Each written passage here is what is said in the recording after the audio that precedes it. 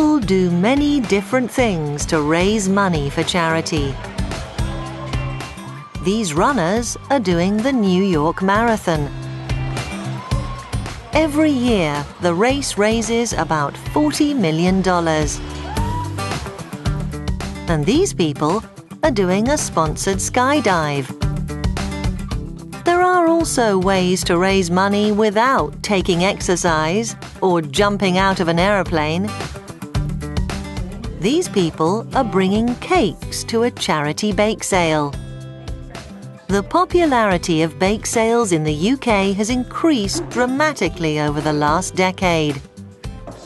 Thanks in part, at least, to the popularity of the Great British Bake Off. This programme, which began in 2010, has encouraged people of all abilities to bake, especially when it's for charity. Today's sale at Oxford University Press will raise money for two charities: Macmillan Cancer Support and Adelante Africa, a charity that supports education and other projects in a rural area of Uganda. But this bake sale is different.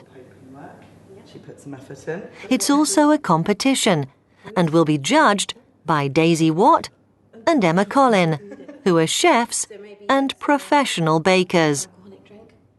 And from the moment the posters appeared, people have tried to persuade their colleagues to join in. Oh, I don't know, I'm not a very good baker. Go on, it's for charity. Maybe.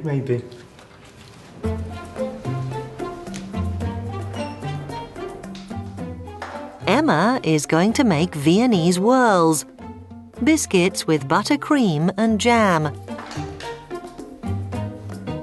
I bake quite often, probably once or twice a month. It's one of my main hobbies that I enjoy. Kind of a stress reliever for me, just being in the kitchen by myself with some music on, just enjoying baking. And it's just an added bonus to do it for charity as well, combining one of my hobbies with raising some money for some really great causes.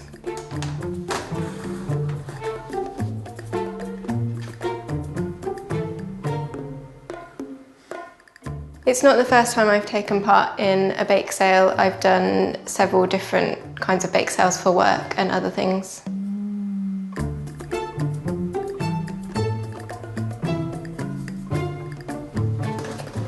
James is going to make a sponge cake with blueberries.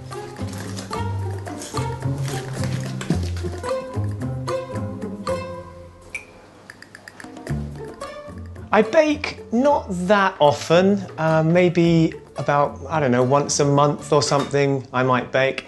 When I do, it's usually baking with my kids, I suppose. So, you know, we make something really easy like cookies or something like that.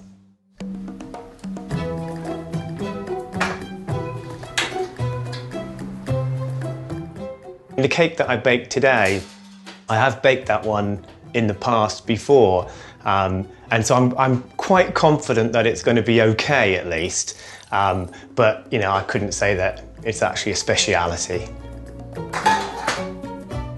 I don't bake often enough to have a speciality, to be honest. I mean, I'm baking now because it's for a charity, right? So I wouldn't say I have a speciality. The finalists in this competition bake sale are a baklava cake, a Neapolitan cake, Emma's Viennese whirls, a loaf cake, and a chocolate cake. Although this isn't the Great British Bake Off, Daisy is looking for certain criteria in the cakes. There are a few things I was looking for. Refinement. It sounds harsh, but there were good cakes out there, so it was really important to choose the cakes that looked like someone had put real effort into the decoration. And you can see the ones that put the effort in. Cuts beautifully. Oh, And it's now time to judge the 5 finalists. That's fantastic. Very clever. And you've even done the different coloured icing in between. A labour of love.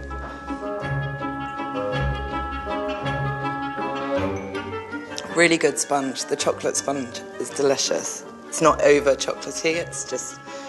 And then to choose the winner. So I've conferred enough because it is really close, but there is one winner who has obviously put so much effort, not just in the decoration, but also her sponge is technically brilliant.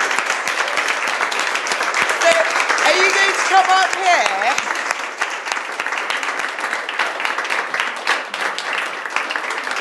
It is fun. And now the only thing left to do is to eat the cake and give money to the 2 charities.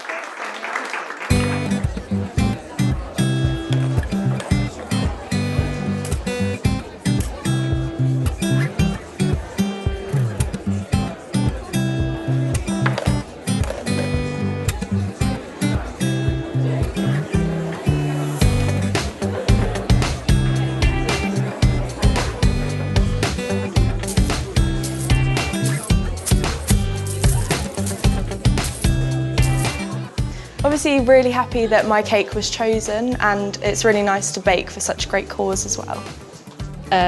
They were really complimentary about my bake, which was great. But a biscuit I don't think is going to stand up to those beautifully iced cakes that we had, so the standard was really high. I mean, I'm not the best baker in the world, I know that, but you know, as I say, it came out really well and it raised loads of money for the charities. So no, I'm really pleased I did it, yeah.